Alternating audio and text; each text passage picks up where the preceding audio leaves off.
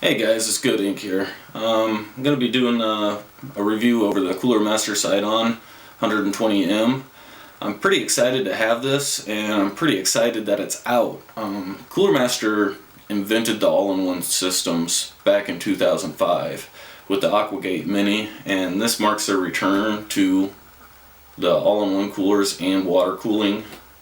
So I'm pretty excited about that. There's been tremendous strides in the water cooling industry since 2005, so I'm really excited to see what this is going to be able to do and what it holds for the future of Cooler Master and water cooling. This one here is a 120mm rad, and it's aimed at the likes of the Corsair H60, and with that in mind, it's mainly designed for people that are wanting great cooling but do not want to go down the route of a custom loop, whether they're worried about leaks or just picking out the different components and everything that goes on with water cooling, because it can be pretty daunting for some people that don't know a lot about it.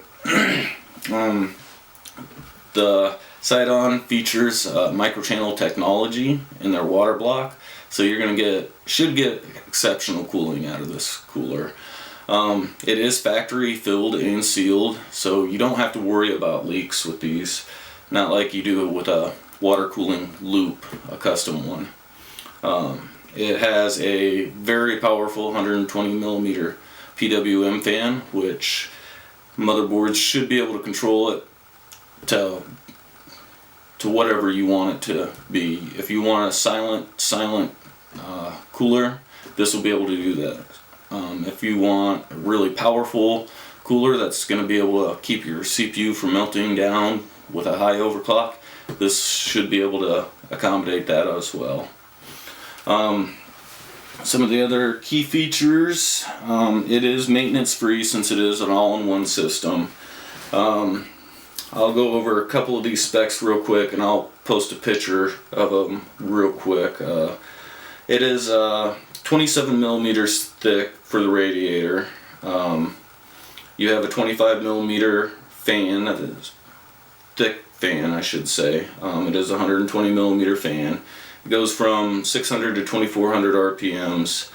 It pushes a maximum of 86.5 CFMs with air pressure or static pressure of 1.16 millimeters of H2O. Fan noise level goes from 19 to 40 decibels, and it is a PWM fan, so it's a 4-pin connector.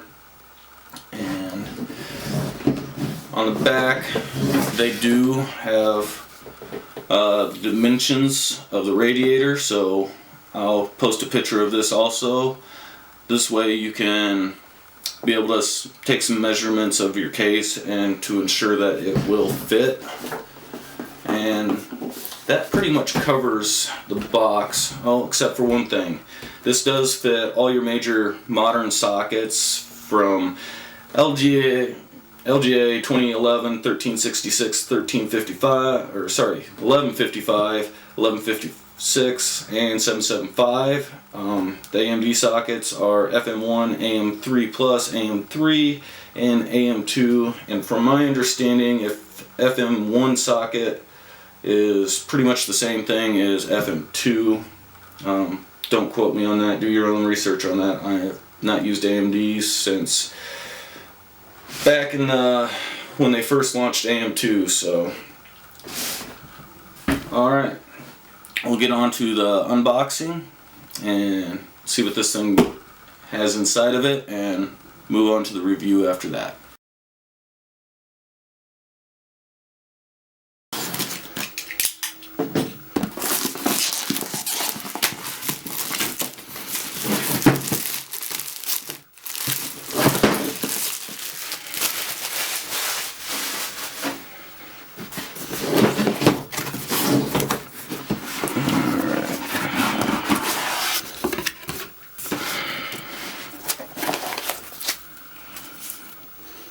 Looks like it's packaged pretty well. This looks like your mounts for all your sockets, get some thermal paste, and all your mounting hardware. You have your user's manual and installation guide, and warranty information.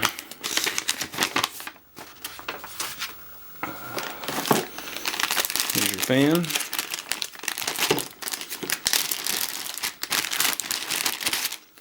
It is all black, and it is a 4-pin PWM fan, so you'll have excellent control over it with just about any motherboard out there.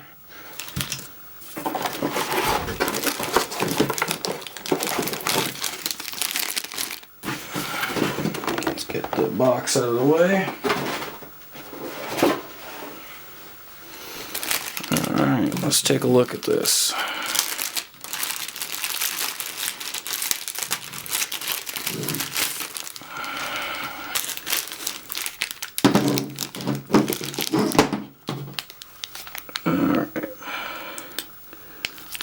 From the looks of it, it is a fairly high or pretty dense fins per inch count.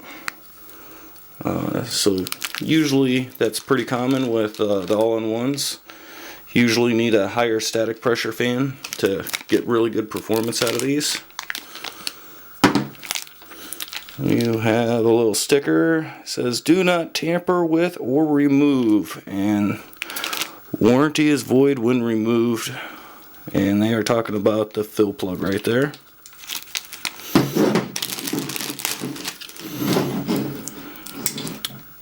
You have a three-pin fan connector for the pump itself, and a decent amount of cable for that. The base of the CPU is covered with plastic. And it's not a completely polished copper base, but it is fairly smooth. I will end up trying to get some good pictures to find out how flat this is. These are pivotal, so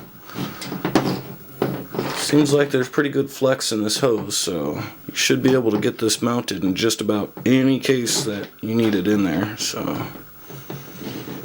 alright, I'm going to go ahead and pause the camera right now, and we'll get a little more in depth. Alright guys, I'm going to end up going over how to mount this thing real quick. For AMD, it's really simple. You're going to remove your stock mounting bracket. You're going to want to reuse the back plate. These are brackets that are going to mount to your CPU block like so, and then screw it directly into your motherboard's back plate. For the 2011, you have these nuts right here that have a little screw in it, and you're going to again reuse your stock back plate. They include a different set of brackets for the AMDs. These are adjustable. You just push this in and then slide it back and forth for the different types of sockets. The 2011s will be the ones farthest out. So you're going to mount this to your CPU block like so, and after you got these screwed into your stock back plate, you're just going to go ahead and screw them into that. For the rest of the Intel sockets, you're going to reuse these same mounting brackets. Again, mount them to your block like so. Adjust them for whichever socket you have. They include a back plate, which again is adjustable for the different sockets. And then you have a different nut, which does not have a screw in it. And this one is insulated. So you'll install your back plate, put your nut on there, and then when you have your mounting hardware attached to your block, you're just going to go ahead and screw that in. Cooler Master also does include a nice little socket adapter for your nuts here. It'll work on both the 2011 and the 1155, 1156, 775 socket bolt, or nuts, whatever you want to call them. These are really handy. You don't have to go out and find a socket for that, so you can just use a Phillips screwdriver. It's real similar to what they normally include with their cases for their motherboard standoffs. Very, very convenient. Cooler Master knows people are going to be wanting to get the most out of their coolers, so they were thoughtful enough to include 2 sets of fan mounts for your radiators so you can do a push-pull setup. I'm going to be pausing the camera and I'm going to get in some nice close-ups to show how flat the CPU block is. So, be right back. Alright guys, base of the CPU cooler is almost completely flat. Just the very edges have curve to it, but as you can see, for 99% of that base, it is pretty much perfectly flat. So here's another look at how flat the CPU block really is. As you can see, the TIM is spread very evenly across the block, which should result in very even temperatures across all your cores. Here's an image of the microchannels for the CPU block. As you can see, they're very deep, much deeper than you'll find on most water blocks. We'll start off with the 3.8 gigahertz results. I ran a couple different tests. All these tests were ran with Prime 95 on blend mode for at least 20 minutes. As you can see, the stock fan performs very, very well. It's actually, the stock fan by itself is performing hand in hand with the Gentle Typhoons and push-pull, which Gentle Typhoons are pretty much considered the gold standard in fans when it comes to performance versus noise. The stock fan it's loud. I ain't gonna lie, it's real loud, but it performs, and it performs amazingly good. So as you can see, the push-pull GT15s just barely inched out the stock fan at 2300 RPMs, and pretty much the same thing with the single fan and the stock fan at 1800 RPMs. The noise level at 1800 RPMs is what I would consider an acceptable sound level for most people. It is a little bit louder than the AP15s, but it's still very acceptable noise. And you're only losing about 2 degrees off your delta, which really isn't anything to sneeze at. So that's where I would limit these fans at. Let's move on to the 4.4 gigahertz. I was actually very surprised that this cooler was able to run this overclock. This is the overclock that I run 24/7 with my custom water cooling loop, and this is actually the maximum overclock I can get out of my chip. Again, you're seeing very similar to what it was at the 3.8. This time the gap seems to have closed, and you got identical deltas. So it says a lot for the stock fan on this, even though it is loud at its maximum RPMs. But again, like I said, with it running at 1800 RPMs, it's at a very acceptable level. If you're a quiet freak like me, buy yourself a set of GT15s, throw them on there, and it'll be much, much quieter and perform just as well. Alright guys, that pretty much covers just about everything for the Seidon 120M. I do want to make one little note. When I did my push-pull setup, I tried to use the stock fan screws to mount the second fan for the push-pull setup. They were just a couple millimeters short in my test setup. Basically, my case, they have concaved or recessed mounts where you put the fan screw into. Well, you got the fan screw and it's flat on the bottom and doesn't go all the way into that recess, so it was robbing me of a couple millimeters. So keep that in mind if you plan on doing a push-pull setup. You may end up having problems with the stock fan screws and have to purchase your own. What do I think about this? The Seidon 120M. I think Cooler Master has done an excellent job with this, returning into the all-in-one systems. This thing is capable of cooling an 1155 CPU at its max overclock, and these things, when they're running at their max, yeah, they're creating a lot of heat. They're not nearly as bad as the 1156s when you push them to their max. Or I should say the 1156s aren't as bad as the 1155s when you push them to the max overclock. But that's a whole nother story right there with those sockets and CPUs and the TIM Intel you decided to use. I do want to reiterate about the fan. It is very, very loud when you're running it at 100%. But it is a PWM fan. If you knock your maximum RPMs down to 1800 RPMs, you're going to have more than enough cooling power for just about any overclock that you have out there. And you're getting about 95% of the cooling with about half the noise level. So, I mean, it's still an amazing fan. It is a beast of a fan. For all the pros, I would say the fan is definitely a pro. I mean, that thing is a beast. It's moving tons and tons of air. The mounting system is definitely 2 thumbs up on that Cooler Master. They took all the guesswork out of how far to screw in the mounting hardware and everything. You just screw them all the way down till the threads bottom out, so you don't have to worry about, hey, am I over tightening it? Do I not have it tight enough? It took me less than 5 minutes to install this into my case, so the mounting system, definitely 2 thumbs up. Can't beat it. The pump itself, it's dead quiet. You can't even hear this thing running, even when it's at 100%. Any of your fans in your case, even if they're running at low RPMs, they're going to be louder than what this pump is.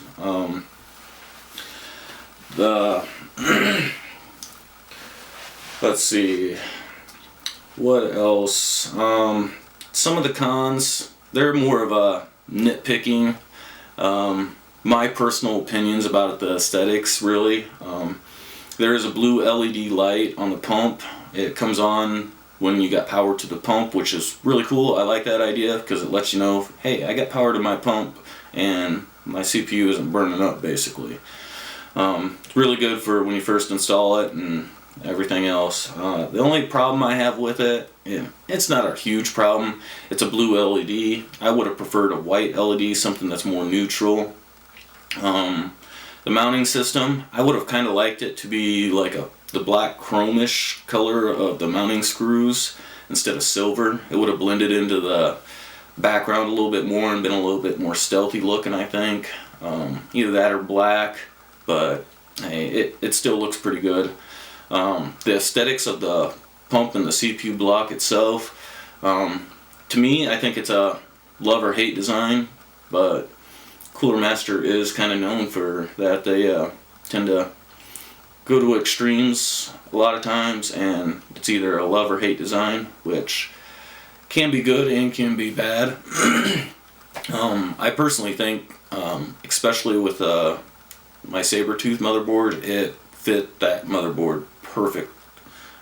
It just kind of blends into it. It's kind of got that industrial look, kind of like the Sabertooth boards have, so I liked it a lot.